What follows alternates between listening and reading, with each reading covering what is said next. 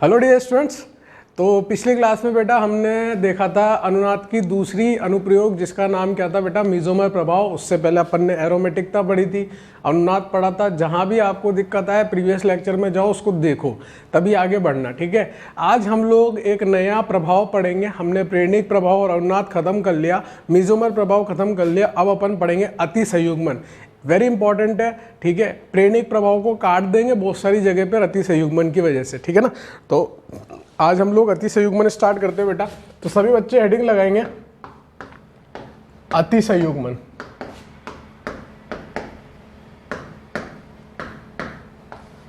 इसको इंग्लिश में बेटा हाइपर कॉन्जुगेशन बोलते हैं बेटा, हाइपर कॉन्जुगेशन, ठीक है बेटा। कॉन्जुगेशन को क्या बोलते हैं? संयुग्मन। और हाइपर अति कर दी संयुग्मन ने, तो हाइपर कॉन्जुगेशन, ठीक है। इसी अति संयुग्मन को बेटा नो बॉन्ड रेजोनेंस भी बोलते हैं, नो बॉन्ड अनुनाद भी बोलते हैं, ठीक है। नो बॉन्ड अनुनाद या नो बॉन्ड रेजोनेंस। और इसी को बेटा बेकर-नाथन प्रभाव भी बोलते हैं। बेकर-नाथन बेटा साइंटिस्ट का नाम है, बेकर-नाथन प्रभाव, ठीक है। ये सभी नाम किसके हैं बेटा? अति संयुग्मन के नाम है। सारे के सारे नाम किसके हैं? अति संयुग्मन के ही नाम है। नो बॉन्ड अनुनाद, बेकर-नाथन प्रभाव, ठीक है। बेकर-नाथन नाम के साइंटिस्ट ने दिया था, इसलिए इसको बेकर-नाथन प्रभाव बोलते हैं। सबसे पहले हमें अति संयुग्मन चालू करने से पहले हमें सीखना पड़ेगा अल्फा हाइड्रोजन क्या होते हैं बेटा, ठीक है। मैं आपको 5 चीजें लिख रहा हूं: कार्बधनायन, मुक्त मूलक, द्विबंध, त्रिबंध और फेनिल। अगर इनसे जुड़ा हुआ कार्बन है, अगर इनसे जुड़ा हुआ, जस्ट जुड़ा हुआ कार्बन है, तो वो अल्फा कार्बन कहलाता है बेटा। और उससे जुड़े हुए हाइड्रोजन क्या कहलाते हैं? Alpha hydrogen. आओ प्रैक्टिस करते हैं, प्रैक्टिस से हमें क्लियर होगी बातें। जैसे पहला एग्जांपल हम लोगों ने देखा ये वाला, ये हमारा द्विबंध है। इससे जुड़ा हुआ कार्बन कौन सा बेटा? ये वाला, ये अल्फा कार्बन है हमारा, ये अल्फा कार्बन है, कार्बन है। अब इस अल्फा कार्बन से जुड़े हुए क्या कहलाते हैं बेटा? हाइड्रोजन। तो कितने अल्फा हाइड्रोजन है यहाँ पे? 3 इसके पास है बेटा, 3 इसके पास है, तो टोटल 6 अल्फा हाइड्रोजन है बेटा इस पाइबंध के सापेक्ष। इस पाइबंध के सापेक्ष कितने अल्फा हाइड्रोजन है? 6 अल्फा हाइड्रोजन। एक और एग्जांपल देखते हैं बेटा, CH3 CH double bond CH2। अगर मैं इस द्विबंध के सापेक्ष अल्फा कार्बन पूछूं तो कौन सा है बेटा? अल्फा कार्बन है, ये वाला। इससे जुड़े हुए कितने हाइड्रोजन है? 3 अल्फा हाइड्रोजन है। बात समझ में आई? और देखो बताओ इससे कितने अल्फा कार्बन जुड़े हुए हैं? ये अल्फा, ये अल्फा, ये अल्फा, ये अल्फा, और चारों अल्फा पे बेटा कितने कितने हाइड्रोजन लगे हैं? 3 अल्फा हाइड्रोजन लगे हैं। टोटल कितने अल्फा हाइड्रोजन हो जाएंगे बेटा? 12 अल्फा हाइड्रोजन। अच्छा ये बताओ बेटा, CH2 डबल बॉन्ड CH2, इससे जुड़ा हुआ कार्बन है क्या कोई अल्फा कार्बन? जब कोई अल्फा कार्बन ही नहीं है तो बेटा अल्फा हाइड्रोजन होगा ही नहीं। तो यहाँ पे कितने अल्फा हाइड्रोजन है बेटा? 0 अल्फा हाइड्रोजन। इसी प्रकार से बेटा इधर ध्यान दो, यहाँ पर अगर मैं बात करूं, ये मैंने कार्बधनायन लिखा है। कार्बधनायन से जुड़ा हुआ कार्बन क्या कहलाता है बेटा? Alpha carbon. इससे जुड़ा हुआ कार्बन क्या कहलाता है? Alpha carbon. बात समझ में आ रही है आपको? ये भी अल्फा, ये भी अल्फा, है ना। अल्फा कार्बन है तो अल्फा कार्बन से जुड़े हुए हाइड्रोजन क्या कहलाएंगे? Alpha hydrogen. यानी कि इसमें कितने अल्फा हाइड्रोजन आ रहे हैं? 6 अल्फा हाइड्रोजन, ठीक है। हमने प्रीवियस चैप्टर में सीखा हुआ है कि किसी भी क्रियात्मक समूह से जुड़ा हुआ कार्बन अल्फा कार्बन कहलाता है। तो ये कार्बधनायन हमारे लिए यहाँ पे हम क्रियात्मक समूह की तरह व्यवहार कर रहा है, ठीक है। तो इससे जुड़ा हुआ कार्बन अल्फा कार्बन है, उससे जुड़े हुए हाइड्रोजन अल्फा हाइड्रोजन है। तो हमें अल्फा हाइड्रोजन गिनने आने चाहिए। अगर आपको अल्फा हाइड्रोजन गिनने नहीं आए तो आपको अति संयुग्मन नहीं आएगा, क्योंकि अति संयुग्मन दर्शाने के लिए कम से कम 1 अल्फा हाइड्रोजन हमें चाहिए, ठीक है ना। तो अल्फा हाइड्रोजन होगा तभी अति संयुग्मन होगा। आगे चर्चा करेंगे अति संयुग्मन होता है क्या, लेकिन पहले सीख लेते हैं कि अल्फा हाइड्रोजन क्या होता है। और देखो अगर मैं आपसे पूछूं बेटा यहाँ पे कितने अल्फा हाइड्रोजन है, तो ये अल्फा, ये अल्फा, ये अल्फा, कितने अल्फा? 9 अल्फा हाइड्रोजन है। कितने अल्फा हाइड्रोजन है? 9। और देखो अगर मैं बेटा आपसे पूछूं कि यहाँ पे कितने अल्फा हाइड्रोजन है, तो ये कार्बन अल्फा है बेटा, ये नहीं है, ये कैसा है? बीटा। और हमें कौन से हाइड्रोजन से, कौन से कार्बन से लेना देना है? अल्फा से। तो ये अल्फा कार्बन है। आप मुझे इतना सा बताओ कि इसमें कितने हाइड्रोजन है? 2 सिग्मा बंध बने हुए हैं, 2 बाकी हैं, तो 2 हाइड्रोजन होंगे, इसलिए इसमें 2 अल्फा हाइड्रोजन है बेटा। कितने अल्फा हाइड्रोजन है? 2। और देखो मैं मुक्त मूलक की बात कर लेता हूं। अब ये मुक्त मूलक है, मुक्त मूलक के सापेक्ष ये अल्फा कार्बन है, इसलिए कितने अल्फा हाइड्रोजन बोल रहा है यार? 6 अल्फा हाइड्रोजन। अगर मैं आपसे पूछूं कि बताओ इसमें कितने अल्फा हाइड्रोजन होंगे। तो ये अल्फा, ये अल्फा, ये अल्फा, बताओ कितने अल्फा हो रहे हैं बेटा, 6 अल्फा हाइड्रोजन इसमें मौजूद है। ठीक है, और देखो अगर मैं मान लो आपसे पूछूं CH3C ट्रिपल बॉन्ड CH, अगर मैं इस त्रिबंध के सापेक्ष आपसे अल्फा कार्बन पूछूं तो ये वाला कार्बन अल्फा कार्बन है, इससे जुड़े हुए हाइड्रोजन कैसे बेटा, अल्फा हाइड्रोजन, यानी कि यहाँ पे कितने अल्फा हाइड्रोजन है, 3 अल्फा हाइड्रोजन है। ठीक है, और देखो अगर मैं आपसे ये बेंजीन बना दी मैंने और इसकी एक वैलेंसी को फ्री कर दिया और कार्बन लगा दिया उस पर, तो ये बेटा ये कैसा हमारे लिए अल्फा कार्बन, और इससे कितने हाइड्रोजन जुड़े हुए हैं बेटा, 3 हाइड्रोजन जुड़े हुए हैं, यानी कि इसमें कितने अल्फा हाइड्रोजन है, 3 अल्फा हाइड्रोजन। किसके सापेक्ष, इस फेनिल के सापेक्ष यहाँ पर 3 अल्फा हाइड्रोजन है। बात समझ में आ रही है, इस पूरी रिंग के सापेक्ष यहाँ पे 3 अल्फा हाइड्रोजन है। सिमिलरली अगर मैं एक और सवाल लूँ आपके लिए, जैसे मैंने बेंजीन लिखा यहाँ पे, ये इसका नाम क्या है, इसका नाम है बेटा मैसिटिलीन, इससे ऊपर वाले का नाम था टॉलुइन। ठीक है, तो मैसिटिलीन में अगर मैं पूछूं तो ये अल्फा, ये अल्फा, ये अल्फा, इस फेनिल के सापेक्ष जो जस्ट जुड़ा हुआ कार्बन है वो अल्फा कार्बन कहलाएगा, उससे जुड़े हुए हाइड्रोजन अल्फा हाइड्रोजन।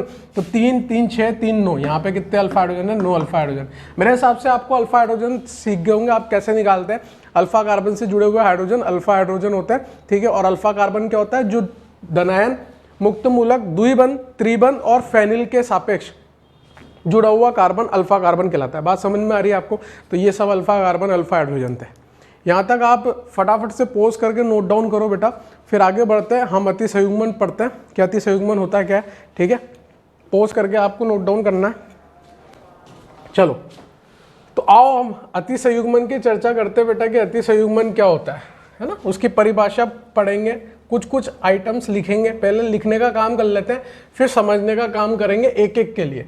मैं आपको एक चीज क्लियर कर दूं बेटा कि जो मैंने अभी 5 चीजें लिखी है केवल उसी में अति संयुग्मन संभव है। कार्ब धनायन, ठीक है, मुक्त मूलक द्विबंध त्रिबंध और फेनिल, इन्हीं में केवल अति संयुग्मन संभव है, इसके अलावा किसी में भी अति संयुग्मन संभव नहीं है। नाम से पता चल रहा है बेटा अति, किसी चीज की अति हो गई। किसकी अति हुई है, संयुग्मन की अति हुई है। तो संयुग्मन की अति कैसे होगी, जब संयुग्मन किसी और ही प्रकार से चल रहा होगा। हमने संयुग्मन पहले पढ़ा हुआ है बेटा अनुनाद में, और अनुनाद में हमने संयुग्मन किसको बोला था, याद करो, pi sigma pi, pi sigma धनायन, पाई सिग्मा मुक्त मूलक, पाई सिग्मा ऋणायन, ये सब हमारे लिए कैसे थे, जिसमें पाई इलेक्ट्रॉन का स्थानांतरण हो रहा था, वो कैसे थे बेटा, हमारे लिए संयुग्मन।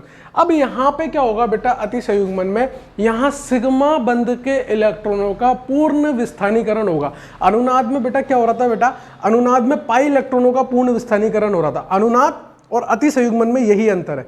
अनुनाद में पाई इलेक्ट्रॉनों का विस्थानीकरण होता था, यहाँ पे किसका विस्थानीकरण होगा बेटा, सिग्मा बंध के इलेक्ट्रॉनों का पूर्ण विस्थानीकरण होगा। और कौन से सिग्मा बंध के इलेक्ट्रॉन का, कार्बन हाइड्रोजन के बीच में जो है, जो अल्फा कार्बन है उसमें जो अल्फा हाइड्रोजन वाला सिग्मा बंध बना हुआ है उसके इलेक्ट्रॉनों का पूर्ण विस्थानीकरण होगा।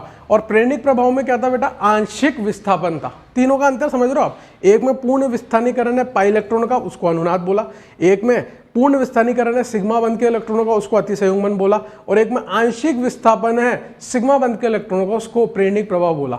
तो हमारे लिए परिभाषा क्या हो जाएगी बेटा, हमारे लिए परिभाषा हो जाएगी कार्बन हाइड्रोजन के सिग्मा बंध के इलेक्ट्रॉनों का पूर्ण विस्थानीकरण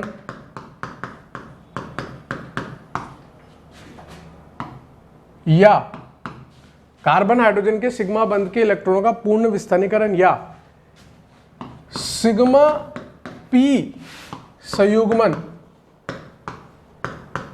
सिग्मा पी, सिग्मा बंध और पी कक्षक के बीच में संयुग्मन होगा बेटा। इसमें जनरली, सामान्यतः मैं बात कर रहा हूं, सामान्यतः जो हमारा अति संयुग्मन है उसमें सिग्मा बंध और पी कक्षक के बीच में क्या होता है बेटा, संयुग्मन होता है। वो पी आपका बंध आणविक कक्षक का भी हो सकता है, प्रतिबंध आणविक कक्षक का भी हो सकता है, वो अभी डिटेल में डिस्कस करेंगे। सिग्मा पी संयुग्मन, कार्बन हाइड्रोजन के सिग्मा बंध के इलेक्ट्रॉन का पूर्ण विस्थानीकरण या सिग्मा पी संयुग्मन को अति संयुग्मन कहते हैं। आपको मेरे हिसाब से एक बात समझ में आ गई होगी कि इसको अति क्यों कहा गया है, क्योंकि यहां पर भैया सिग्मा बंध के इलेक्ट्रॉनों का ही विस्थानीकरण करा दिया अपन ने, है ना, मतलब बहुत मुश्किल टास्क करा दिया हमने, सिग्मा बंध के इलेक्ट्रॉनों का विस्थानीकरण करा दिया, इसलिए इसको अति संयुग्मन बोला गया। जबरदस्ती वाला संयुग्मन है, अति संयुग्मन, ठीक है, बेकर नाथन ने दिया था, ठीक है। तो ये हमारे लिए सबसे पहली बात आ गई कि कार्बन हाइड्रोजन के सिग्मा बंध के इलेक्ट्रॉनों का पूर्ण विस्थानीकरण क्या कहलाता है, अतिसंयुग्मन। दूसरी बात क्या है बेटा, दूसरी बात, जिस तरह से मेसोमर प्रभाव दूरी पर आधारित नहीं था उसी प्रकार से अतिसंयुग्मन भी दूरी पर आधारित नहीं होता। मैं सब चीजें आपको पहले लिखा रहा हूं, ठीक है, फिर मैं आपको पूरी चीजें समझा दूंगा, सब समझ में आ जाएगा, ठीक है ना, कोई दिक्कत नहीं है। एक एक केस पढ़ेंगे, जो पांचों केस अभी मैंने ऊपर लिखे हैं वो पांचों केस अभी आपको डिटेल में डिस्कस करेंगे, ठीक है ना। तो दूसरी बात क्या है, मेसोमर प्रभाव की तरह अतिसंयुग्मन भी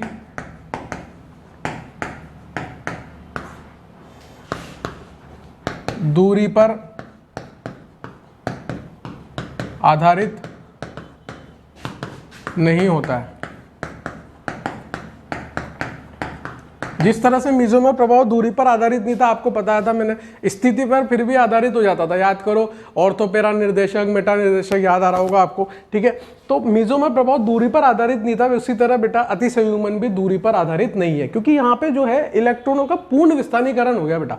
जहां पर इलेक्ट्रॉन अपने तरफ से पूर्ण रूप से चले जाते हैं वहां दूरी उरी की बात ही नहीं आती। जहां जहां तक आपको संयुग्मन मिलता चला जाता है वहां तक ये इलेक्ट्रॉन जा सकते हैं, ठीक है ना, और उसका प्रभाव भी वैसा का वैसा रहता है। तीसरी बात जो हमारे लिए वो क्या है बेटा, कि अतिसंयुग्मन केवल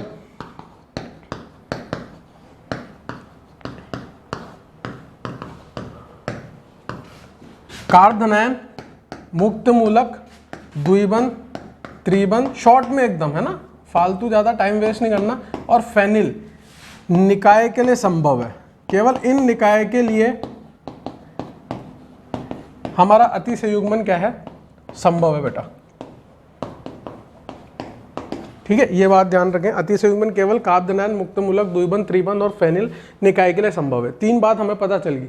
चौथी इंपॉर्टेंट बात, जो सबसे इंपॉर्टेंट मैं मानता हूं, वो क्या है बेटा, चौथी इंपॉर्टेंट बात है, अभी मैंने आपको बताया कि अल्फा हाइड्रोजन जरूरी है, क्योंकि वो अल्फा हाइड्रोजन होगा तभी वो वाला सिग्मा बंध पूर्ण विस्थानीकरण कर पाएगा, ठीक है। तो चौथी बात क्या है बेटा अपने लिए, चौथी बात है बेटा, चौथी बात हमारे लिए क्या है कि अतिसंयुग्मन के लिए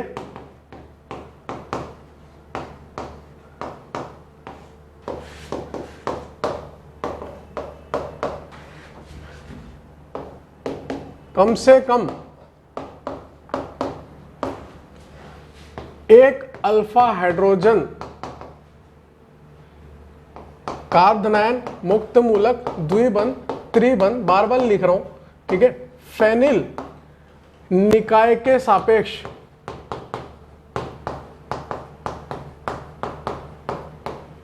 आवश्यक है। अगर एक अल्फा हाइड्रोजन भी है तो भी अतिसंयुग्मन हो जाएगा, एक से ज्यादा है तब तो हो ही जाएगा, लेकिन अगर अल्फा हाइड्रोजन नहीं है बेटा इन निकायों के सापेक्ष तो हमारा अतिसंयुग्मन संभव नहीं हो पाएगा।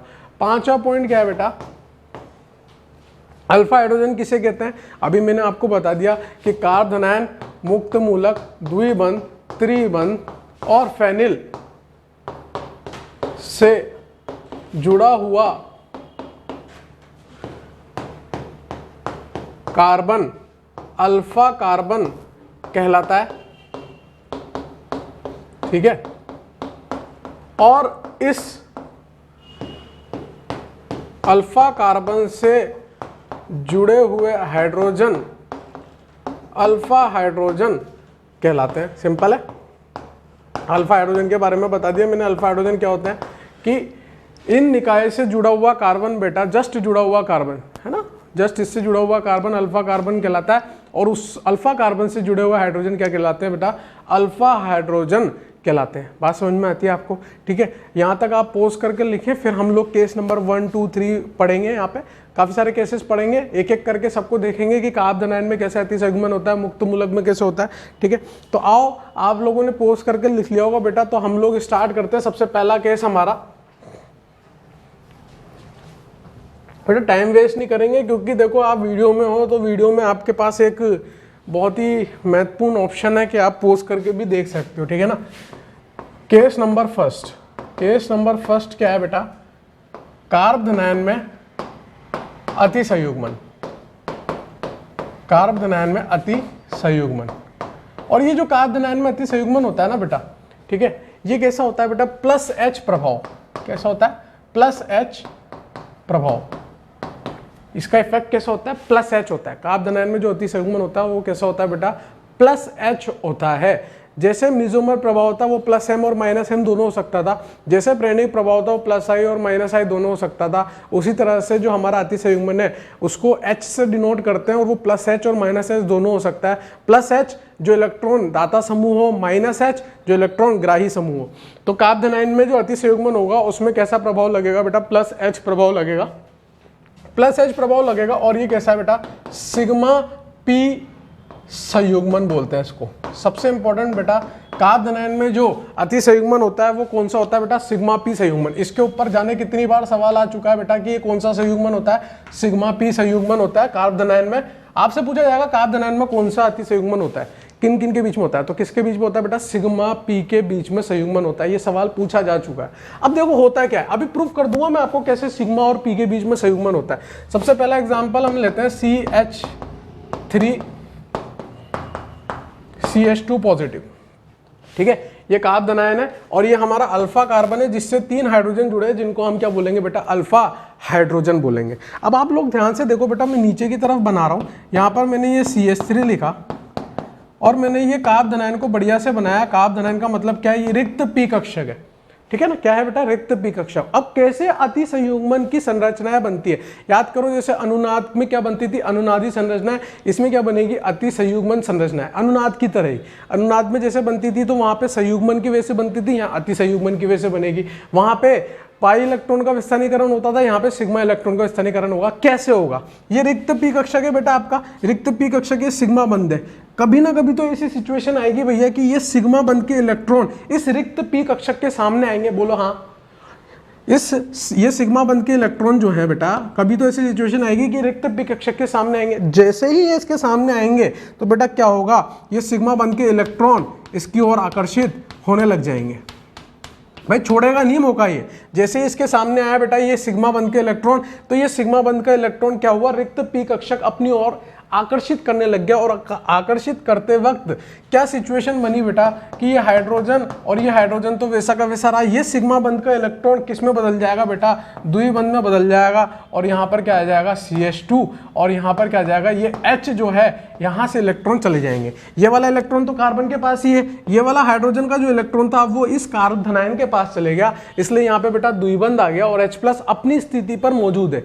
क्योंकि ये कंसेप्ट कैसा है बेटा, ये काल्पनिक कंसेप्ट है, इसमें कोई भी रियलिटी नहीं है, वास्तविकता कुछ भी नहीं है, पूरा काल्पनिक थॉट है, ठीक है ना। सोच रहा है जिसने दिया है, जिस वैज्ञानिक ने दिया है, बेकर नाथन ने, उसने पूरा एक काल्पनिक कंसेप्ट दिया है। इसलिए ये संरचना कैसी है बेटा, काल्पनिक संरचना है। ये अति संयुग्मन संरचना इसलिए क्योंकि इसमें सिग्मा बंध के इलेक्ट्रॉन पाई बंध में बदले हैं, सिग्मा बंध के इलेक्ट्रॉनों का विस्थानीकरण हो रहा है। बात समझ में आ रही है।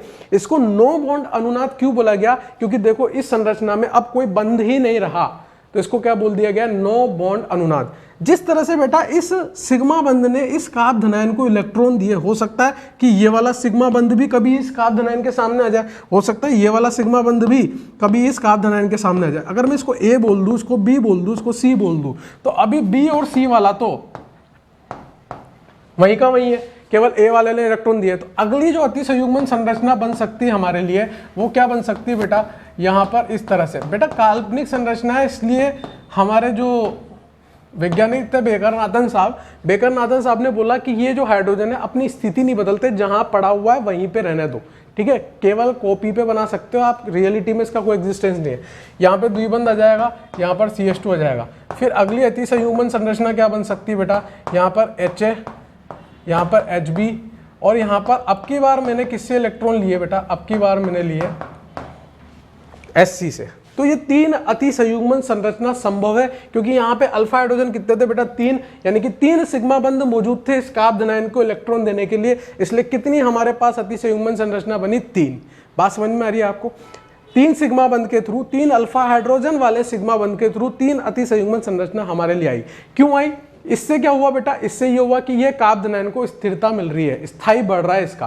भाई इसको इलेक्ट्रॉन मिल रहे हैं तो ये जो भिखारी था उसका भिखारीपन खत्म हो रहा है या नहीं हो रहा, इसको इलेक्ट्रॉन मिले तो ये कैसा हो गया, उदासीन उदासीन उदासीन। जितने ज्यादा अल्फा हाइड्रोजन होंगे उतनी ज्यादा बार चांस होगा कार्बोनाइन को इलेक्ट्रॉन मिलने का। बात समझ में आ रही है। अगर मैं आपसे पूछूं यहाँ पे कि कुल अल्फा हाइड्रोजन अगर बेटा आपके पास n हो, यहाँ पे 3 अल्फा हाइड्रोजन थे तो कितनी अति संयुग्मन संरचना बनी, 3। अगर आपके पास कुल अल्फा हाइड्रोजन की संख्या n है तो मैं आपसे पूछूं कि कुल हाइपर कॉन्जुगेटिव स्ट्रक्चर यानी कि अति संयुग्मन संरचना, हाइपर HCS से लिख रहा हूं, बड़ा लंबा हो जाता है इसलिए मैंने HCS लिख दिया, हाइपर कॉन्जुगेटिव स्ट्रक्चर अति संयुग्मन संरचना, तो वो भी कितनी आएगी बेटा निकल के n।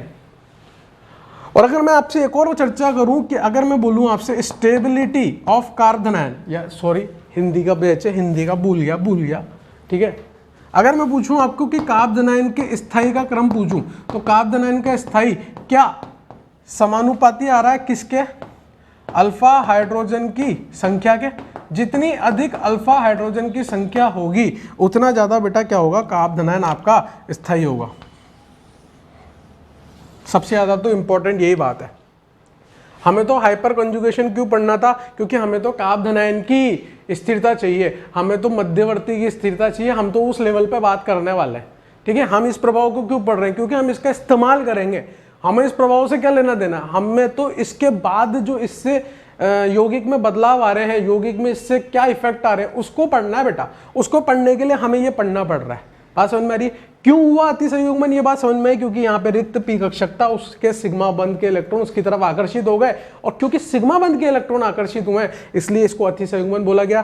क्योंकि 3 सिग्मा बनते तो तीनों में से कोई भी सामने आ सकता था, 2 होते तो 2 आते, 1 होता तो 1 आता, 0 होता तो आता ही नहीं, तो अति संयुग्मन होता ही नहीं। कुल अल्फा हाइड्रोजन अगर n है तो हाइपर कॉन्जुगेटिव स्ट्रक्चर n बनेगी। कार्बोनाइन के स्थायी अल्फा हाइड्रोजन की संख्या पे डिपेंड करेगा, जितने अधिक अल्फा हाइड्रोजन होंगे उतने ज्यादा कार्बोनाइन स्थायी होगा। जैसे एक उदाहरण भी कर लेते हैं बेटा, यही के मैं आपसे पूछूं, ये कार्बोनाइन लिखा मैंने, यहाँ पे मैंने ये कार्बोनाइन लिखा, फिर मैंने ये CH3 CH2 प्लस लिखा और यहाँ पे मैंने CH3 प्लस लिखा। मैं आपसे पूछूं कि कार्बोनाइन के स्थाई का क्रम बताएं। ये 4 ऑप्शन दिए मैंने ABCD। वैसे तो आप प्रेरणिक प्रभाव से भी इस सवाल को कर सकते हो, लेकिन हमें अभी किससे करना है बेटा, अति संयुग्मन से करना है। तो अति संयुग्मन से अगर मैं पूछूं तो ये अल्फा कार्बन, ये अल्फा कार्बन, ये अल्फा कार्बन, इनसे जुड़े हुए हाइड्रोजन क्या होंगे, अल्फा हाइड्रोजन। यानी कि यहाँ पे कितने अल्फा हाइड्रोजन है बेटा, 9। अब गिन तो पा रहे हो ना, इस कार्बन से 3 है हाइड्रोजन।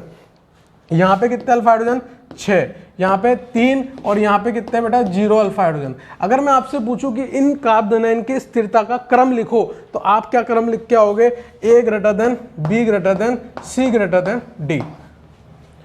सर ये सब तो ठीक है, आपने ये तो बताया नहीं सिग्मा P संयुग्मन कैसे आया। अरे गधेड़ा, इधर देख, ये सिग्मा बंध का इलेक्ट्रॉन है और ये रिक्त पी कक्षक है, तो सिग्मा बंध का इलेक्ट्रॉन का संयुग्मन किसके साथ हो रहा है, पी कक्षक के साथ, इसलिए सिग्मा पी संयुग्मन। सिंपल है यार, सिग्मा पी संयुग्मन। बात समझ में आ रही है। तो ये सिग्मा पी संयुग्मन है, इससे कार्बोनाइन की स्थिरता बढ़ती है, इसलिए ये प्रभाव हो रहा है और यह प्रभाव बिल्कुल काल्पनिक है। इसको नौवर्ण अनुनाद क्यों बोला, क्योंकि यहाँ कोई बंध नहीं है इसलिए नौवर्ण अनुनाद बोल दिया, बेकर नाथन ने दिया था, ठीक है। कार्बोनाइन के स्थायी अल्फा हाइड्रोजन की संख्या पर डिपेंड करते हैं, सारी बात बता दी।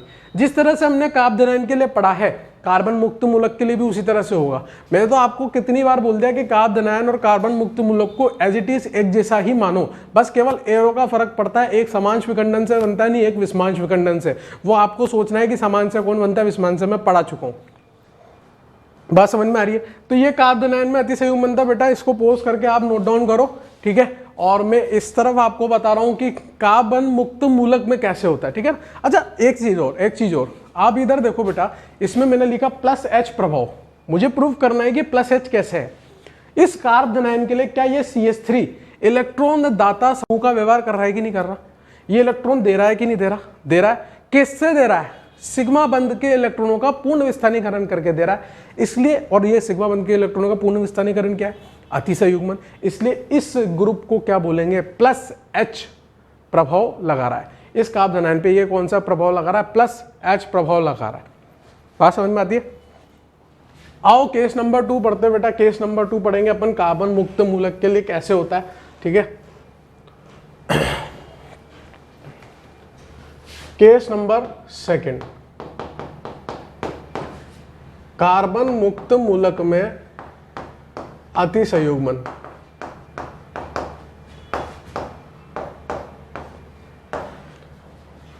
इसको बेटा इसको भी प्लस एच प्रभाव बोलेंगे। और ये भी बेटा कैसा है, सिग्मा पी संयुग्मन है। ये भी कैसा है, सिग्मा पी संयुग्मन है।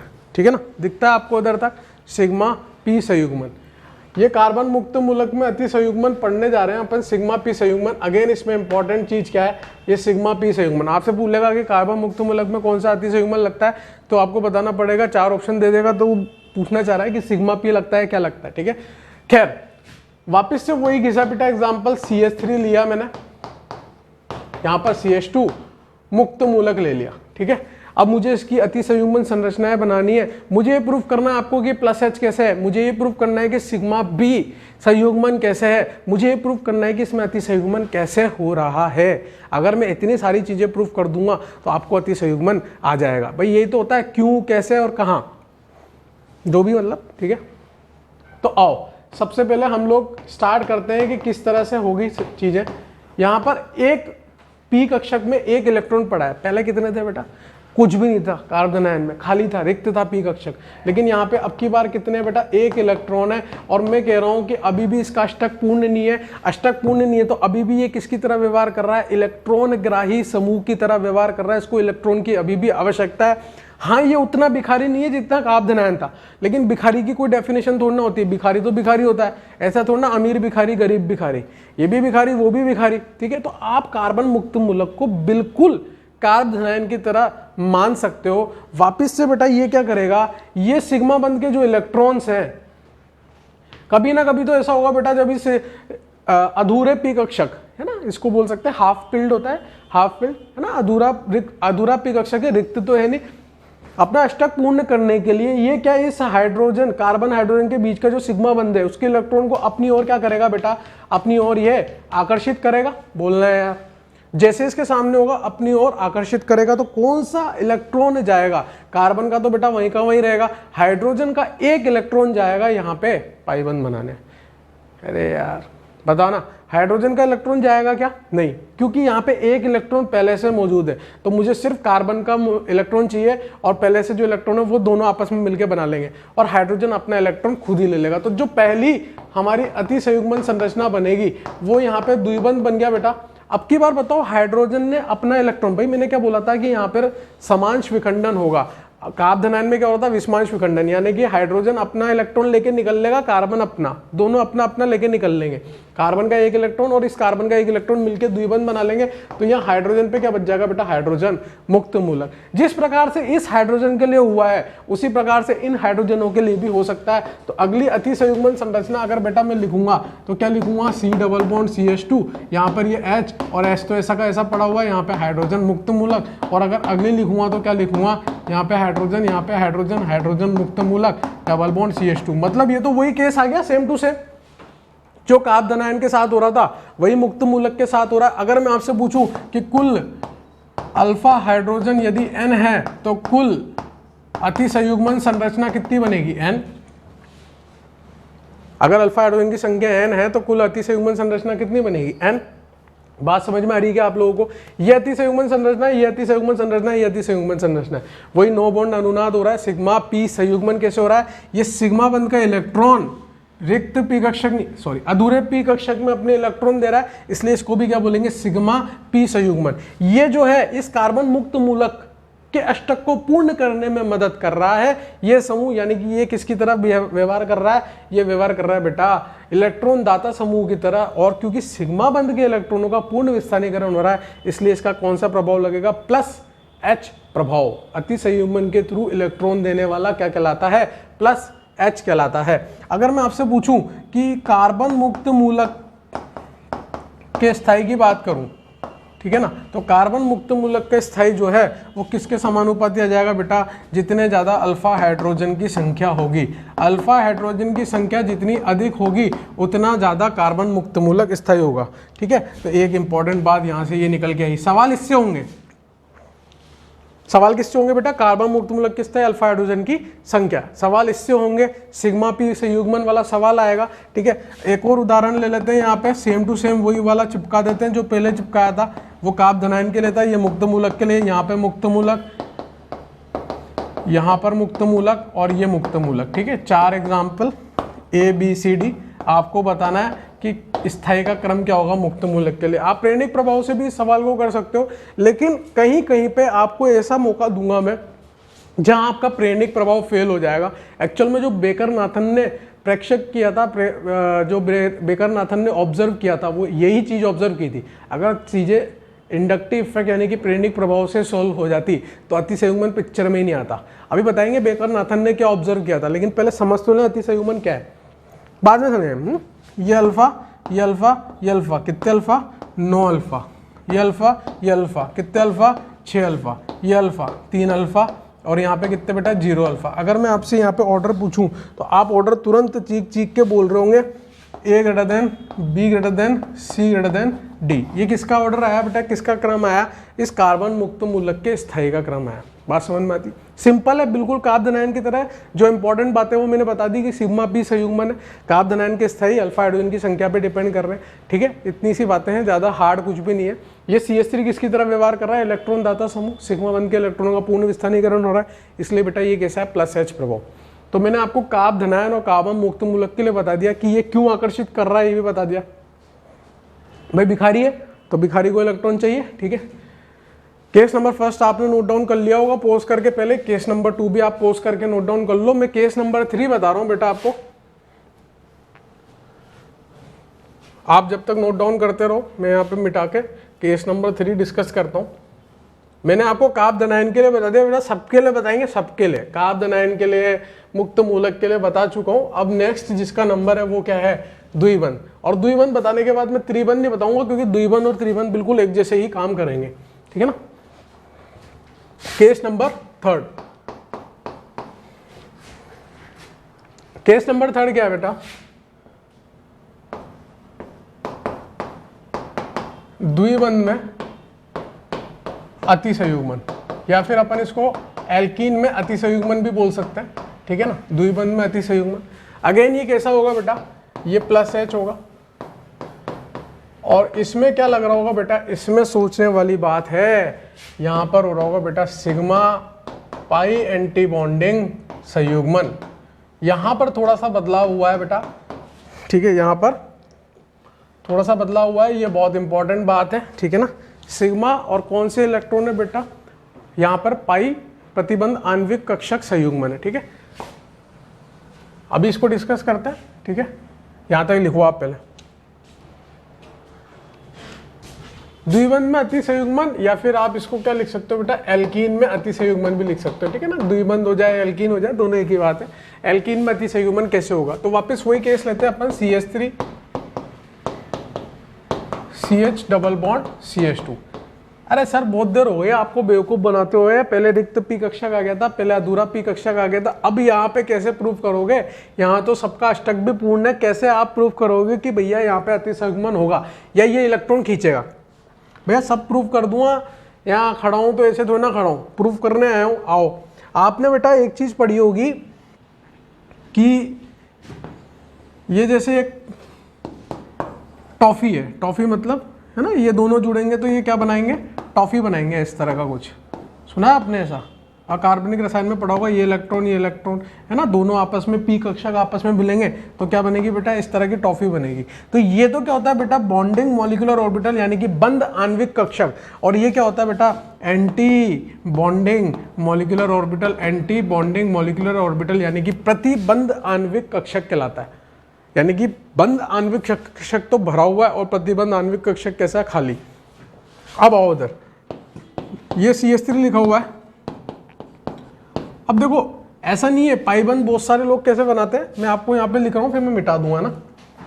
पाइबंद लोग ऐसे बनाते हैं, समांतर पी कक्षक के, मतलब समांतर पी कक्षक आपस में टकराते हैं, पाइबंद बन जाता है। लेकिन ऐसा नहीं बनता पाइबंद बेटा। पाइबंद कैसे बनता है, पाइबंद थोड़ा सा झुका हुआ रहता है, कुछ इस प्रकार से बनता है ना। भाई झुकेंगे जब तो मिलेंगे, अतिव्यापन भी तो होना चाहिए। तो ये अतिव्यापन हुआ बेटा इलेक्ट्रॉन्स का, ठीक है। जैसे अतिव्यापन हुआ तो ये जो है ये अपनी कुछ प्रतिबंध आणविक कक्षक की लोब छोड़ता है, ये अपनी प्रतिबंध आणविक कक्षक की लोब छोड़ता है, ये भी छोड़ता है और ये भी छोड़ता है। जिस तरह से सिग्मा बंध बनने पर प्रतिबंध आणविक कक्षक की लोब छूटी है, उसी तरह से पाइबंध बनने पर भी तो लोब छूटेगी प्रतिबंध आणविक कक्षक की, तो बस हम उसी का इस्तेमाल कर लेंगे। यहाँ पर जो बन रहा होगा वो क्या बन रहा होगा, कुछ इस तरह से पाई1 बन रहा होगा बेटा, ठीक है। और इसकी प्रतिबंध आणविक कक्षक कैसे होंगे, खाली। और ये जो प्रतिबंध आणविक कक्षक खाली है, ये कौन से प्रतिबंध आणविक कक्षक है, पाई बंध के प्रतिबंध आणविक कक्षक है, और ये खाली है। और ये एक ना एक बार तो इस सिग्मा बंध के सामने आएंगे, और जैसे आएंगे तो सिग्मा बंध इस पाई प्रतिबंध आणविक कक्षक का चक्रों में आ जाएगा, इसलिए सिग्मा पाई प्रतिबंध आणविक कक्षक अतिसंयुग्मन, इसलिए लिखा मैंने सिग्मा पाई प्रतिबंध आणविक कक्षक के लिए स्टार लगाते बेटा सिग्मा पाई प्रतिबंध आणविक कक्षक संयुग्मन, ठीक है। पता लगा कौन से इलेक्ट्रॉन खींच रहा है, कौन इलेक्ट्रॉन खींच रहा है, ये पाई बंध का जो प्रतिबंध आणविक कक्षक है वो इलेक्ट्रॉन खींच रहा है, आपकी बार सिग्मा वाला है। ऐसा हल्के मत ले लेना, सब आता है मेरे को। यहाँ पे ये सिग्मा बंध पाई बंध बनाया, तो कार्बन के 4 बंध से अधिक तो हो नहीं सकते, तो इस बंध को टूटना भी पड़ेगा बाद में, है ना। तो वो चीजें देखते हैं अब, ठीक है। तो पहले तो ये कचरा पट्टी मिटा देते हैं। ये बात समझ में आ गई होगी आपको। बेटा देखो, जब है ना माला डालते हैं ना, माला, तो क्या झुकना पड़ता है पति पत्नी को, है ना। ऐसे बंध नहीं बनता, थोड़ा वो भी झुकती है, थोड़ा तुम भी झुकोगे, तभी जाके माला डलेगी। ऐसे सीधे डालोगे तो गिर जाएगी। उसी प्रकार से जब बंध बनता है तो थोड़ा झुकना पड़ता है, तो झुका दिया ना हमने।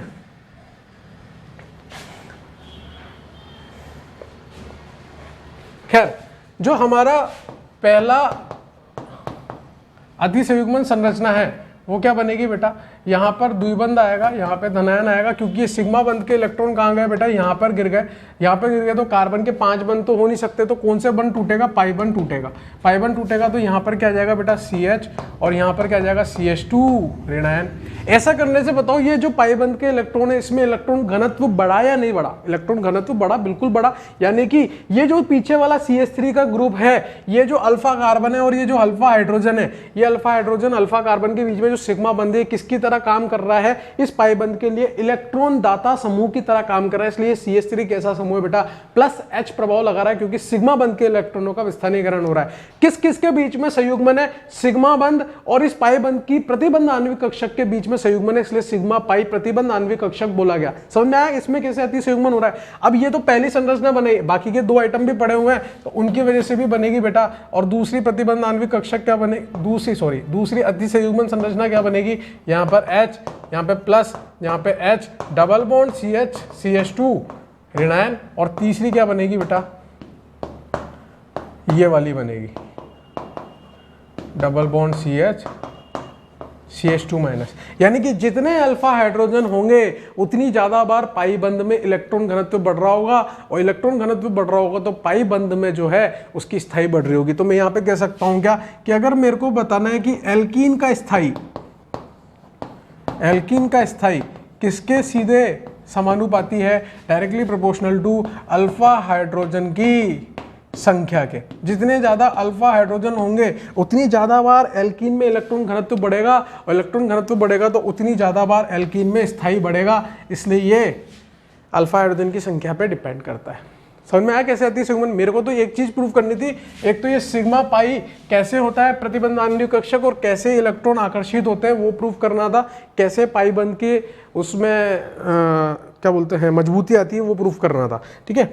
उदाहरण देखते बेटा, आपको बताना है कि कौन ज़्यादा स्थिर होगा कौन ज़्यादा स्थायी होगा। तो आपको बताना है, ये 4 एग्जाम्पल दे रहा हूँ आपको बताना है कि एल्कीन की स्थाई कैसे कंपेयर करनी है। देखो, एल्कीन का स्थाई कंपेयर करने का मात्र एक ही तरीका है अपने पास, ये अतिसंयुग्मन है ना।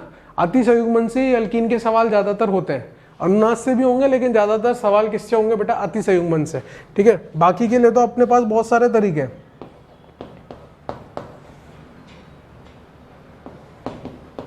ये 4 आइटम है बेटा, आपको बताना है कौन सी एल्कीन ज़्यादा स्थायी होगी, ABCD। तो यहाँ पे ये अल्फा, ये अल्फा, ये अल्फा, ये अल्फा, 12 अल्फा हाइड्रोजन है। यानी कि इस पाई बंध के लिए कितनी बार अतिसंयुग्मन संरचना बनेगी, 12 अतिसंयुग्मन संरचना बनेगी। यहाँ पर ये अल्फा है यानी कि 3 अल्फा हाइड्रोजन है, यहाँ पर ये अल्फा यानी कि 6 अल्फा हाइड्रोजन है, और यहाँ पर 0 अल्फा हाइड्रोजन है। तो सबसे ज़्यादा स्थायी कौन है बेटा, A के बाद कौन है C के बाद कौन है B के बाद कौन है D।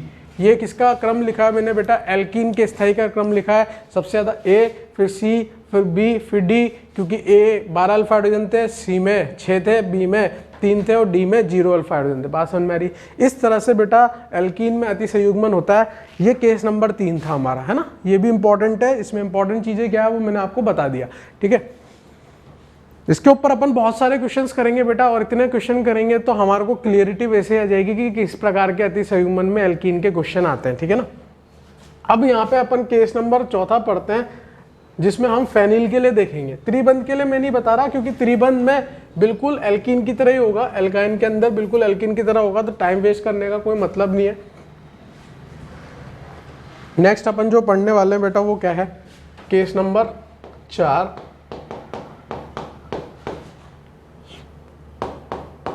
फेनिल में अति संयुग्मन। ये भी कैसा है बेटा, +H प्रभाव, और इसमें भी क्या होगा बेटा, सिग्मा पाई प्रतिबंध आणविक कक्षक संयुग्मन। वो तो मैं 1 मिनट में प्रूफ कर दूंगा देख के कि सिग्मा पाई प्रतिबंध आणविक कक्षक कैसे होगा। इसको तो मेरे को ज्यादा डिटेल में जाने की जरूरत भी नहीं है। देखो उधर, ये हमारी फेनिल है,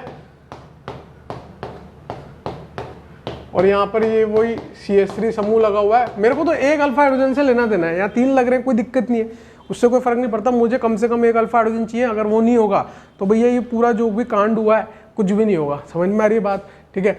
अब यहाँ पे देखो, ये सिग्मा सिग्मा पाई, ठीक है ना, तो ये क्या, ये सिग्मा इलेक्ट्रॉन इस पाई बंध के साथ अति संयुग्मन में आ रहे नहीं आ रहे। ये वही वाला केस है जो भी अपन केस नंबर 3 में पढ़ गए हैं, द्विबंध के साथ सिग्मा बंध का अति संयुग्मन, तो वही वाला केस है फेनिल के अंदर, ठीक है। अगर इसकी पहली अति संयुग्मन संरचना बेटा अगर मैं बनाने लगा, तो पहली अति संयुग्मन संरचना जो बनेगी वो कैसी बनेगी, ध्यान से देखना।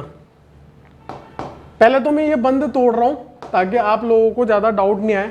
इसको H+ में तोड़ दिया मैंने, और पहली अति संयुग्मन संरचना जो बनी, यहाँ पर द्विबंध आ जाएगा बेटा, और यहाँ पे ऋणायन आ जाएगा, ठीक है। आपको समझ में नहीं आ रहा हो तो आप इधर ध्यान दो। देखो यहाँ पर ये जो S था, ये पाइबंध इधर और ये पाइबंध इधर ऋणायन में बदला था, देखो आप, ठीक है। उसी प्रकार से इधर आओ, ठीक है। ये जो सिग्मा बंध है ये किस में बदलेगा, पाई में, और ये पाई किस में बदलेगा बेटा, ऋणायन में।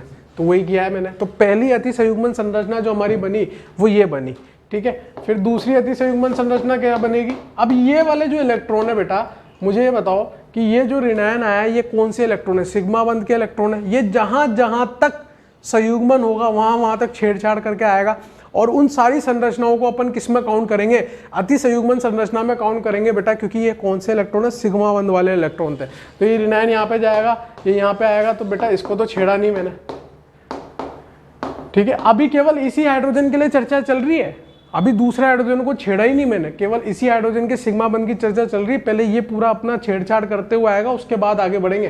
तो यहाँ पाइबंध, यहाँ ऋणायन, यहाँ पे पाइबंध, फिर ये यहाँ पे, फिर ये यहाँ पे। अगली अति संयुग्मन संरचना क्या बनेगी बेटा, अगली बनेगी, अगली ये रही, डबल बॉन्ड CH, और यहाँ पे H पॉजिटिव। और ये ऋणायन वापिस से जब लौट के आएगा तो उसको हम काउंट नहीं करते, क्योंकि वो संरचना हाइपोथेटिकल नहीं है। ये 3 हाइपोथेटिकल संरचना है जो कि सिग्मा बंध के थ्रू बनी थी। तो यहाँ पे अगर मैं पूछूं आपसे कि कुल अल्फा हाइड्रोजन की संख्या अगर n है, तो कुल हाइपर कॉन्जुगेटिव स्ट्रक्चर कितनी बनेगी। अगर 1 अल्फा हाइड्रोजन की वजह से कितनी बन रही है बेटा, 3, तो 2 की वजह से कितनी बनेगी, 6, 3 की वजह से कितनी बनेगी, 9, तो बताओ n की वजह से कितनी बनेगी, 3 × n। बात समझ में आ रही है। इस 1 अल्फा हाइड्रोजन की वजह से कितनी बनी बेटा, 1, 2 और 3। दूसरे की वजह से कितनी बनेगी, 1, 2 और 3। तीसरे की वजह से 1, 2, 3। तो बताओ 1 की वजह से 3 बन रही है, ठीक है। तो कितनी बनेगी कुल अल्फा हाइड्रोजन, कुल अल्फा हाइड्रोजन अगर n है तो 3n, ठीक है ना। अब मुद्दे की बात सुनो, ध्यान से देखना।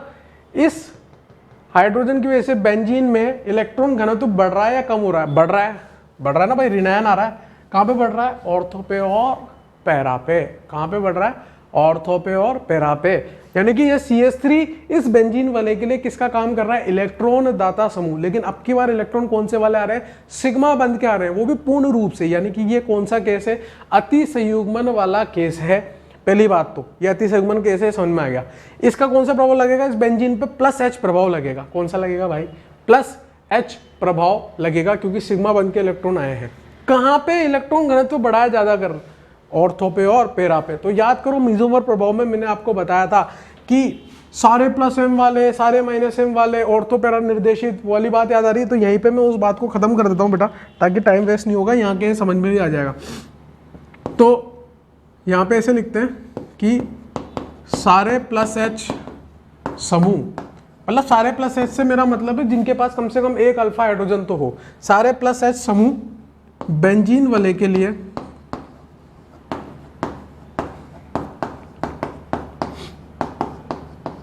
कैसे होंगे? सक्रिय होंगे या निष्क्रिय होंगे? इलेक्ट्रॉन घनत्व बढ़ा रहे हैं कम कर रहे हैं? जो इलेक्ट्रॉन घनत्व बढ़ाते हैं बेटा वो कैसे होते हैं? सक्रिय होते हैं, यानी कि एक्टिवेटिंग होते हैं, यानी कि वो बेंजीन वाले को कैसा कर रहे हैं?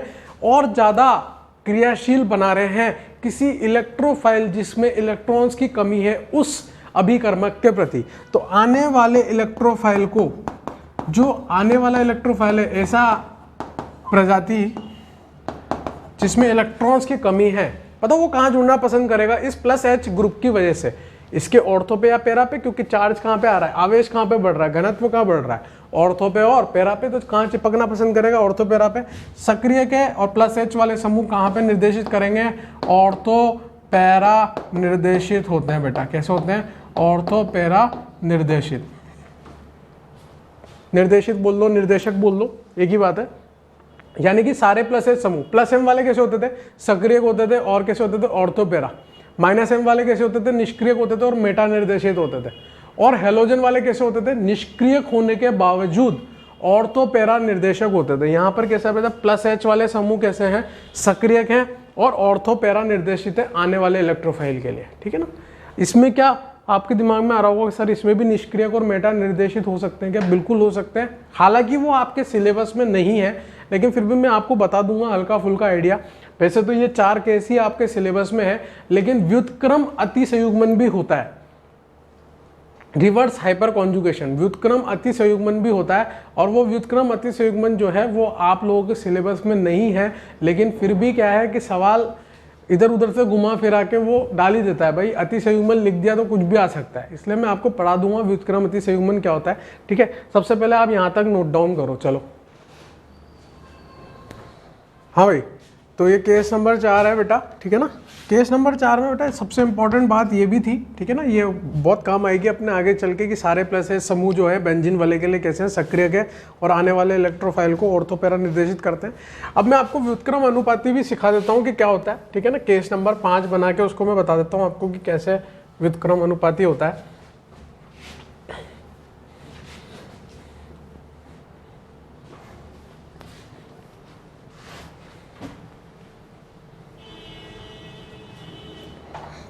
केस नंबर 5 है ना, व्युत्क्रम अतिसंयुग्मन। अच्छा मैंने अनुपाती बोल दिया था, व्युत्क्रम अनुपात है, व्युत्क्रम अतिसंयुग्मन बेटा, व्युत्क्रम अतिसंयुग्मन की बात कर रहे हैं।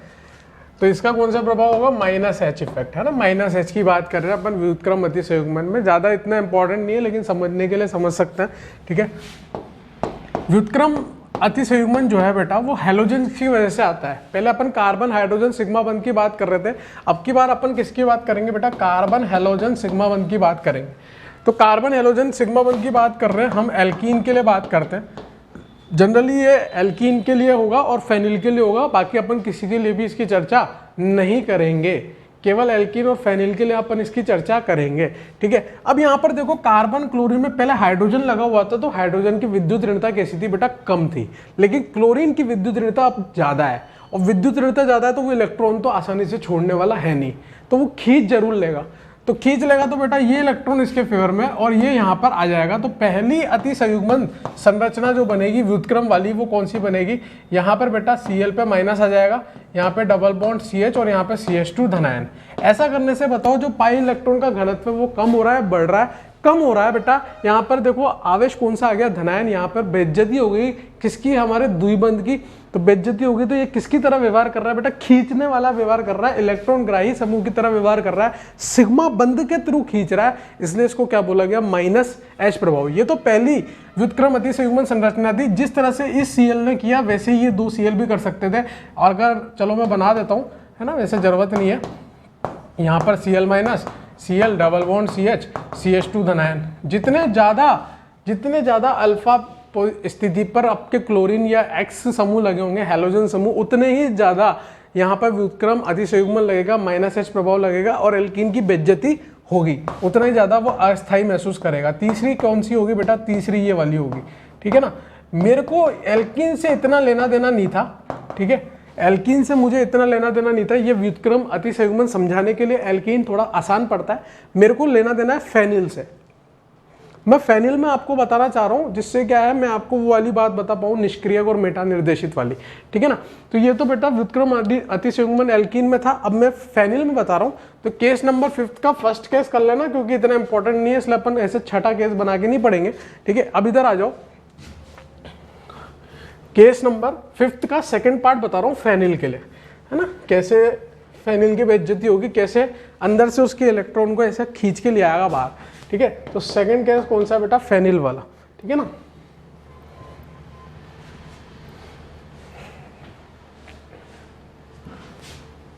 फेनिल के केस में देखते हैं अपन ना, फेनिल में व्युत्क्रम अतिसंयुग्मन,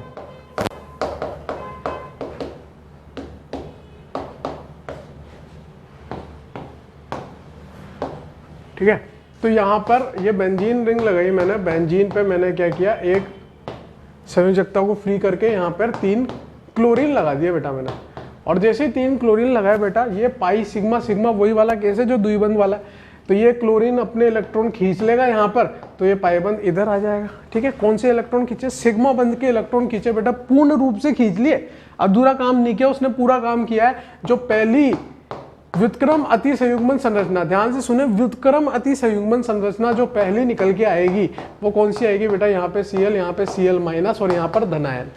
अब यहाँ धनायन आया है तो ऑब्वियस सी बात है बेटा, और कहाँ पे आएगा? मैं तो सारी बना देता हूँ, क्योंकि मुझे पता है कि आप लोग दिमाग तो लगाओगे नहीं, खुद से तो करोगे नहीं, जो मास्टर ने लिखा दिया बस वही है, ठीक है। और अगली कौन सी होगी?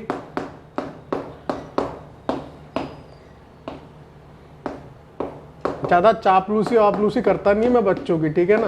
पढ़ने आए हो पढ़ लो, है ना। ऐसा कोई लाड़ वाड़ नहीं रखते अपन कि भैया दूसरों की तरह की ले बेटा हट, पढ़ना है पढ़ो यार, सिंपल चीज़ है, ठीक है। यहाँ पे देखो धनायन कहाँ पे आ रहा है बेटा? ऑर्थो पे और पैरा पे, यानी कि बेंजीन से इलेक्ट्रॉन घनत्व खींच रहा है। कौन खींच रहा है? ये CCl3 ग्रुप जो है, ये CCl3 समूह जो है वो बेंजीन से इलेक्ट्रॉन खींच रहा है। कैसे? सिग्मा बंध के इलेक्ट्रॉन के थ्रू खींच रहा है, इसलिए कैसा कहलाएगा बेटा? व्युत्क्रम अतिसंयुग्मन। और बेंजीन से कहाँ पे खींच रहा है? ऑर्थो पे और पैरा पे। पहली बात जो निकल के आती है कि सारे -H समूह, मतलब ये कार्बन X वाले सारे -H समूह बेंजीन वाले के लिए कैसे हैं बेटा? सक्रिय के निष्क्रिय के, इलेक्ट्रॉन घनत्व कम हो रहा है बेटा, इसलिए इसको बोलूंगा मैं निष्क्रियक है, ठीक है। और अगर मैं पूछूं आपसे कि बेंजीन आने वाले इलेक्ट्रोफाइल के लिए, अब आने वाला इलेक्ट्रोफाइल कहां पे चिपकना पसंद करेगा उस्ताद? बताओ, आने वाला इलेक्ट्रोफाइल कहाँ पे चिपकना पसंद करेगा? जहाँ थोड़ा बहुत इलेक्ट्रॉन घनत्व बचा होगा, जहाँ थोड़ी बहुत इज्जत बची होगी। और इज्जत बेंजीन में अब केवल मेटा पे बची है, तो बताओ आने वाला इलेक्ट्रोफाइल कहाँ पे जुड़ेगा बेटा? मेटा निर्देशित होगा, मेटा निर्देशक होगा। मतलब ये -H समूह कैसे होते हैं? मेटा निर्देशक होते हैं और निष्क्रियक होते हैं बेंजीन वाले के लिए। इसी तरह से -M वाले भी कैसे होते थे? निष्क्रियक और मेटा निर्देशक होते थे। जबकि मीजोमर प्रभाव में हैलोजन जो होते थे डायरेक्टली अगर जुड़े, देखो फर्क है, यहाँ पे अल्फा कार्बन पे जुड़ा है हैलोजन, और अगर डायरेक्टली बेंजीन वाले से जुड़ जाए वो अलग केस है, वो मीजोमर प्रभाव का केस आ जाता है। यहाँ पर अल्फा कार्बन से जुड़ा है, मतलब यहाँ पे पाईबंद वाला ये जो लोन पेयर इस पाईबंद के साथ संयुग्मन कर सकता था वो वाला केस खत्म हो गया। यहाँ पे सिग्मा बंद का संयुग्मन करवा रहे हैं अपन। अरे यार बात समझ में आ रही है? बहुत बढ़िया, ठीक है। सारे -H समूह आने वाले इलेक्ट्रोफाइल के लिए निष्क्रियक और मेटा निर्देशक होते हैं। ये व्युत्क्रम अतिसंयुग्मन की बात थी। तो व्युत्क्रम अतिसंयुग्मन जो है बेटा वो एल्कीन में इलेक्ट्रॉन घनत्व घटाने का काम करता है ना। फिनाइल में इलेक्ट्रॉन घनत्व घटाने का काम करता है और जो हमारी एल्कीन है उसको कमजोर करता है। अगर एल्कीन में इस तरह के समूह लगे हों, कार्बन अल्फा कार्बन से हैलोजन जुड़े हों, तो वो क्या करेंगे बेटा? एल्कीन के स्थायी को कम करेंगे, ठीक है। जबकि अपने CH3 वाले समूह लगे हो, अल्फा हाइड्रोजन लगे हो, तो वो एल्कीन में स्थायी करेंगे। बात समझ में आती है आपको? अब मैं आपको बताऊंगा कि बेकर नाथन ने क्या प्रयोग किया था। अभी तो मैंने आपको बताया बेकर नाथन की पूरी थ्योरी पढ़ा दी, हाइपोथेटिकल कंसेप्ट पढ़ा दिया, पूरा का पूरा कैसे अतिसंयुग्मन होता है वो सब बता दिया। लेकिन बेकर नाथन को सबसे पहली बार कब पता चला था कि कैसे यहाँ पे अतिसंयुग्मन होता है? तो सबसे पहले आप यहाँ तक नोट डाउन करो। चलो, ओम नमः शिवाय। हाँ भाई, अब नेक्स्ट हम लोग जो सीखने जा रहे हैं वो हमें देखना है कि जो हमारा बेकर नाथन था उसने क्या देखा ऐसा, बेकर नाथन ने क्या परीक्षण किया जिससे उसके दिमाग में अतिसंयुग्मन वाली पिक्चर आई। भाई कुछ तो देखा होगा उसने, ठीक है। तो देखते हैं कि बेकर नाथन परीक्षण या फिर अवलोकन, ठीक है ना, अवलोकन भी बोल सकते हैं बेटा। बेकर नाथन ने क्या परीक्षण किया, क्या अवलोक किया। जैसे अगर मैं आपसे एक एग्जांपल पूछूं, ये मैंने आपके लिए एक एग्जांपल दिया,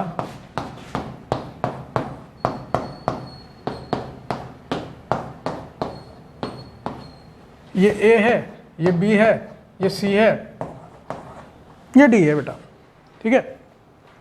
मान लो आपको अतिसंयुग्मन नहीं आता, आपको प्रेरणिक प्रभाव आता है, ठीक है। अगर मैं आपसे पूछूं कि बेंजीन रिंग में इलेक्ट्रॉन घनत्व का क्रम बताएं, इलेक्ट्रॉन घनत्व का क्रम बताएं, ठीक है ना, बेंजीन रिंग में, इस बेंजीन में इलेक्ट्रॉन घनत्व का क्रम, तो आप क्या लिखोगे बेटा कि सबसे ज्यादा प्रेरणिक प्रभाव क्या होता है? प्रेरणिक प्रभाव कैसा होता है? योगात्मक प्रभाव होता है। तीन लोग दे रहे हैं, यहाँ 2 लोग दे रहे हैं, यहाँ 1 लोग दे रहा है, यहाँ पे CH3 दे रहा है, ठीक है। तो सबसे ज्यादा किसका होगा? डी का, फिर सी का, फिर बी का, फिर ए का।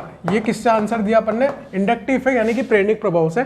जितने ज्यादा प्लस आई लगे होंगे उतने ज्यादा इलेक्ट्रॉन घनत्व बढ़ेगा, इलेक्ट्रॉन दाता समूह, ठीक है। लेकिन यार बेकर नाथन ने, उसको कुछ आइडिया नहीं था अतिसंयुग्मन का कि क्या होता है अतिसंयुग्मन, ये तो मैंने आपको सिखा दिया है ना। उसको कोई आइडिया नहीं था कि अतिसंयुग्मन क्या होता है, वो पहली बार कर रहा था एक्सपेरिमेंट। उसने क्या देखा भाई कि ये जो बेंजीन है, चारों बेंजीन हैं, उन पे अगर ये समूह लगे हुए हैं तो आंसर एकदम उल्टा आ रहा था, A greater than B greater than C greater than D, बिल्कुल जैसे आप चौके हो वैसे ही वो चौका, ठीक है ना। उसने कहा यार चलो आप तो फिर भी नहीं चौक रहे होंगे इतना, क्योंकि आपको मैंने अतिसंयुग्मन पढ़ा दिया कि हाँ पहले इफेक्ट पढ़ा दिया, लेकिन भाई उसके लिए तो सब कुछ चीज़ें नहीं थी। जैसा आप अगर प्रेरणिक प्रभाव कराने के बाद मैं आपसे इसका आंसर पूछता तो आप आंसर ऑब्वियसली DCB ही देते, प्रेरणिक प्रभाव से इलेक्ट्रॉन घनत्व का। तो वो भी चौका यार कि आंसर तो D, फिर C, फिर B, फिर A आना चाहिए था, लेकिन ABCD क्यों आ रहा। फिर उसने क्या किया, इन सबकी अभिक्रिया कराई किससे? इलेक्ट्रोफाइल से, मतलब जिसमें इलेक्ट्रॉन की कमी। अभी बताया मैंने ऑर्थो पैरा निर्देशित, मेटा निर्देशित। तो उसने क्या ऑब्जर्व किया भैया, जब उसने इनकी अभिक्रिया कराई इलेक्ट्रोफाइल से, तो इस पे जो है ऑर्थो पैरा पे जुड़ रहा था, इस पे भी ऑर्थो पैरा पे, इस पे भी ऑर्थो पैरा पे, लेकिन इस पे देखा तो यहाँ पे ऑर्थो पे, फिर मेटा पे, फिर पैरा पे। यहाँ पर सबसे ज्यादा इलेक्ट्रॉन घनत्व कहाँ होगा? ऑर्थो पे, फिर मेटा पे, फिर पैरा पे, ठीक है ना। तो उसने ये चीज देख के वो घबरा गया, भैया ये क्या हो रहा है। उसने देखा यार इलेक्ट्रॉन घनत्व जो है वो अधिकतम कहाँ पे बढ़ रहा है बेटा? ऑर्थो पे और पैरा पे। मेटा पे भी उतना नहीं बढ़ रहा जितना बढ़ना चाहिए था। अगर प्रेरणिक प्रभाव होता, सोच के देखना, अगर प्रेरणिक प्रभाव होता तो दूरी पर आधारित होता, दूरी पर आधारित होता तो इस कार्बन, इस मिथाइल समूह की वजह से सबसे ज्यादा प्रेरणिक प्रभाव कहाँ लगता है? यहाँ पे, इस कार्बन पे, फिर यहाँ पे, फिर यहाँ पे, फिर यहाँ पे। 3 कार्बन के बाद तो इसे नगण्य हो जाता है। तो आने वाला इलेक्ट्रोफाइल कहाँ जुड़ना चाहिए था? सबसे ज्यादा तो यहाँ पर, फिर यहाँ पर, फिर यहाँ पर, फिर यहाँ पर। चलो यहाँ पे तो कार्बन की संयोजकता पूर्ण है तो अपन मान लेते हैं सबसे ज्यादा यहाँ पर, फिर मेटा पे जुड़ना चाहिए था कि नहीं जुड़ना चाहिए था अगर प्रेरणिक प्रभाव होता तो? क्योंकि मेटा पे इलेक्ट्रॉन घनत्व ज्यादा था अकॉर्डिंग टू प्रेरणिक प्रभाव। लेकिन कहां पे जुड़ा आने वाला इलेक्ट्रोफाइल? ऑर्थो पे और पैरा पे। कहां जुड़ा? ऑर्थो पे और पैरा पे। ऑर्थो पैरा पे जो था इलेक्ट्रॉन घनत्व बेटा कैसा था? ज्यादा था। तो बेकर नाथन शॉक हो गया। बेकर नाथन ने देखा कि कुछ तो ऐसा हो रहा है जो अनुनाद की तरह है, जो मीजोमर प्रभाव की तरह है, जिसमें ऑर्थो पैरा पर इलेक्ट्रॉन घनत्व ज्यादा है। तो यहां पर कोई पाई इलेक्ट्रॉन तो है नहीं इन समूह में। तब जाके उसने एक काल्पनिक सिद्धांत दिया अति संयुग्मन के, भैया सिग्मा बंध के इलेक्ट्रॉन पूर्ण रूप से विस्थानीकरण कर रहे होंगे, तभी जाके ये चीज संभव है। क्योंकि जब जाके यहाँ पर पूरा का पूरा इलेक्ट्रॉन आएगा तभी यहाँ पे ऑर्थो पैरा पे जो है आपका इलेक्ट्रॉन घनत्व ज्यादा होगा। तो उससे उसने निष्कर्ष निकाला कि जितने ज्यादा सिग्मा बंध होंगे उतने ज्यादा, जैसे यहाँ पे 3 अल्फा हाइड्रोजन है, यहाँ 2 अल्फा हाइड्रोजन है, यहाँ पे एक अल्फा हाइड्रोजन है और यहाँ 0 अल्फा हाइड्रोजन है, ठीक है। जितने ज्यादा अल्फा हाइड्रोजन थे उतना ज्यादा ऑर्थो पैरा पे जो है रेट ऑफ रिएक्शन, अभिक्रिया की दर, मतलब तुरंत चिपकने की जो कंडीशन आ रही थी वो फास्ट आ रही थी। यहाँ पे सबसे तेजी से इलेक्ट्रोफाइल अभिक्रिया कर रहा था, यहाँ पर सबसे धीमे तरीके से कर रहा था। क्यों? क्योंकि यहाँ पे जितने ज्यादा सिग्मा बंद होंगे उतने ज्यादा इलेक्ट्रॉन घनत्व बढ़ेगा। तो ये सब चीजों को कंपाइल करके उसने अतिसंयुग्मन की थ्योरी दी। घबराने का नहीं है, घबराने का नहीं है, ठीक है ना। अब आपसे मैं एक चीज पूछना चाह रहा हूं बेटा कि अतिसंयुग्मन और प्रेरणिक प्रभाव में अगर आपको शक्तिशाली बताना हो तो किसको ज्यादा बताओगे? एक आइटम वो है जिसमें पूर्ण रूप से सिग्मा बंद के इलेक्ट्रॉनों का विस्थानीकरण हो रहा है, और एक आइटम वो है जिसमें आंशिक रूप से हो रहा है। तो पूर्ण रूप से हो रहा है वो ज्यादा बढ़िया है या आंशिक? ऑब्वियस सी बात है पूर्ण रूप से। तो अतिसंयुग्मन को इज्जत ज्यादा मिली, और अतिसंयुग्मन को इज्जत ज्यादा मिली, इसलिए answer A > B > C > D आएगा। ये किससे आया बेटा? +H से आया, हमारा अतिसंयुग्मन से आया। हमें तो ये काम की बात करनी है। अगर आपके पास धनायन है, मुक्त मूलक है, द्विबंध है, त्रिबंध और फेनिल है, तो उस केस में आप क्या करोगे बेटा? उस केस में आप अतिसंयुग्मन पहले सोचोगे, बाद में प्रेरणिक प्रभाव सोचोगे। बेकर नाथन ने तो पूरा प्रोसेस दिया भाई, वो तो पहली बार सोचा था, उसने तो दिया है ये कंसेप्ट, उसने तो दिमाग लगाया, उसने क्या क्या नहीं किया इसके लिए। उसने सिग्मा बंद, अब भाई उसको संयुग्मन तो बोल नहीं सकता था वो, तो उसने उसको नाम दे दिया अतिसंयुग्मन। अब उसको ये भी समझ में नहीं आ रहा था कि अब यहाँ पे बंद तो है नहीं, तो उसने नाम दे दिया नो बॉन्ड अनुनाद। बात समझ में आई? अपने इफेक्ट का नाम दे दिया बेकर नाथन इफेक्ट। बात समझ में आ रही है? तो अपने को खैर उतना नहीं जानना है ना, उसने क्या किया क्या नहीं किया, बस उसने अतिसंयुग्मन की थ्योरी दी, उसको ये सब दिखा कि भैया इलेक्ट्रॉन घनत्व इसमें ज्यादा बढ़ रहा है, इसमें कम बढ़ रहा है। पहली बात, ऑर्थोपेरा पे इसमें ज्यादा है एज कंपेयर टू ऑर्थोपेरा में इस पे, इसमें अभिक्रिया की दर ज्यादा है एज कंपेयर टू अभिक्रिया की दर इसमें। तो उसने एक थ्योरी निकाल दी कि भैया इसमें अल्फा हाइड्रोजन ज्यादा है, सिग्मा बंद ज्यादा है, ज्यादा आकर्षित हो रहे हैं, इसलिए ये ज्यादा जल्दी दे रहा है। पहली बात। इसी तरह से एक और अगर मैं आपसे एग्जांपल बोलूं, CH3, CD3 और CT3, याद करो ट्रिटियम का ड्यूटेरियम से ज्यादा और ड्यूटेरियम का हाइड्रोजन से ज्यादा प्रेरणिक प्रभाव होता था +I। अगर मान लो ये बेंजीन वाले से तीनों ग्रुप जुड़े हों, बेंजीन से CH3 जुड़ा हो, बेंजीन से CD3, बेंजीन से CT3 जुड़ा हो, तो अगर मैं इसको A बोलूं, इसको B बोलूं और C बोलूं, तो अगर मैं इलेक्ट्रॉन घनत्व के क्रम पूछूं आपसे, तो आप ऑब्वियस सी बात है C फिर B फिर A बताओगे प्रेरणिक प्रभाव से, क्योंकि CT3 का प्रेरणिक प्रभाव +I CH3 से ज्यादा होता है। ये मैं आपको ऑलरेडी बता चुका हूं, वापिस से डिस्कस नहीं करना चाहता कि क्यों होता है। लेकिन आंसर क्या आया बेटा? उल्टा। जब लैब में एक्सपेरिमेंट करोगे तो आंसर उल्टा आ रहा है ABC। वो क्यों आ रहा है? क्योंकि कार्बन हाइड्रोजन का बंध बड़ा था, कार्बन ट्रिटियम का बंध छोटा था, और बड़ा बंध है तो उसको तोड़ना ज्यादा आसान है, ट्रिटियम का बंध छोटा है तो उसको तोड़ना थोड़ा सा मुश्किल है। और सिग्मा बंध के पूर्ण रूप से इलेक्ट्रॉन यहाँ पे क्या करते हैं बेटा? विस्थानीकरण करते हैं, तो बड़ा बंध जल्दी से टूट जाएगा, छोटा बंध थोड़ा मुश्किल से टूटेगा। बात समझ में आ रही है? तो कार्बन हाइड्रोजन का बंध जल्दी टूटेगा, इसलिए आंसर A फिर B फिर C आएगा। किससे? +S से। मतलब CH3 का अतिसंयुग्मन जल्दी होगा ड्यूटेरियम से फिर ट्रिटियम से। और आंसर आपको कौन सा टिक करके आना है? ये, क्योंकि पावरफुल कौन सा है? अतिसंयुग्मन। ये आपको बता चुका हूं, क्योंकि इसमें पूर्ण विस्थानीकरण होता है सिग्मा इलेक्ट्रॉनों का, आंशिक नहीं होता। एक और देख लो, बस फिर इसको खत्म करते हैं लेक्चर को। एक एग्जाम्पल और देखो, ज्यादा लंबा हो जाएगा, फिर अगली क्लास में बातें करेंगे थोड़ी आगे की, है ना। इसको रिवाइज करके आना पहले। जैसे तीसरा एग्जांपल मैं आपसे बोलूँ, CH3, CH2D, CHD2 और CD3। ये मैंने आपको 4 आइटम दे दिए, और ये चारों किससे जुड़े हुए हैं बेटा? बेंजीन से जुड़े हुए हैं सीधे। आपको मुझे बताना है कि इलेक्ट्रॉन घनत्व का क्रम क्या होगा, ठीक है ना। दोनों तरह से सोचो आप, प्रेरणिक प्रभाव से भी सोचो और अतिसंयुग्मन से भी सोचो, और आंसर लिख के बताओ। और अतिसंयुग्मन वाला मान्य है, ये तो उसमें सोचना ही नहीं है ना। तो अगर आपने प्रेरणिक प्रभाव से सोचा होगा, पोज कर लिया करो, है ना, पोज कर लिया होगा, प्रेरणिक प्रभाव से सोचा होगा, तो आंसर क्या आएगा? D, C, B, A। इसमें कोई गलती नहीं है। जिस बच्चे ने ये नहीं करा वो अपने चाटा मार लेना, समझ गए? क्योंकि प्रेरणिक प्रभाव से तो आंसर यही आएगा, DCB है। क्योंकि ड्यूटेरियम का जो प्रेरणिक प्रभाव है वो हाइड्रोजन से अधिक होता है, क्योंकि दूरी पर आधारित वाली बात मैं आपको ऑलरेडी बता चुका हूं। लेकिन जब आप इसका आंसर अतिसंयुग्मन से दोगे, तो अतिसंयुग्मन से आंसर आएगा A, B, C, D +S से। क्यों? क्योंकि कार्बन हाइड्रोजन का बंध बड़ा है, उसको तोड़ना ज़्यादा आसान है, और जो जल्दी टूटेगा वो जल्दी इलेक्ट्रॉन देगा और उसमें अतिसंयुग्मन जल्दी हो जाएगा। तो CH3 जल्दी टूटेगा, CD3 लेट टूटेगा, इसलिए आंसर ABCD आएगा। बात समझ में आ रही है आप लोगों को? सिंपल है कि नहीं है? सिंपल है। एक तो ABC वाली बात और एक ABCD वाली बात, ये ध्यान रखना बेटा, समझिए। तो आज के लेक्चर में बेटा बस इतना ही पढ़ेंगे अपन, ठीक है। आज के लेक्चर में अपन ने अतिसंयुग्मन पूरा सीख लिया, बेकर नाथन ने क्या ऑब्जर्वेशन करी थी वो सीख लिया, ठीक है। हमने ये सीख लिया कि कैसे सिग्मा बंध के इलेक्ट्रॉनों का भी पूर्ण विस्थानीकरण हो सकता है बेटा, ठीक है। और इससे पहले हमने अनुनाद सीख लिया था। अब अपन तीनों प्रभाव जो मेजर प्रभाव थे हमारे स्थायी प्रभाव होते हैं, ये भी स्थायी प्रभाव है, लिखना भूल गया शायद मैं, वो लिख लेना, ये स्थायी प्रभाव, मैंने कुछ नहीं किया, अपने आप हो रहा है जो हो रहा है, ठीक है ना। ये भी स्थायी प्रभाव है। सारे स्थायी प्रभाव हम लोगों ने पढ़ लिए, अब इन सबको अप्लाई करेंगे अपन एक साथ, है ना। इन सब के अनुप्रयोग देखेंगे अगले क्लास में। आप NCERT पढ़ो, NCERT में बहुत प्यारे तरीके से अतिसंयुग्मन को समझाया हुआ है, ठीक है। मैंने सबसे पहले वहीं से पढ़ा था, ठीक है ना, बहुत अच्छे से समझ में आ गया था मुझे, ठीक है। Thank you so much.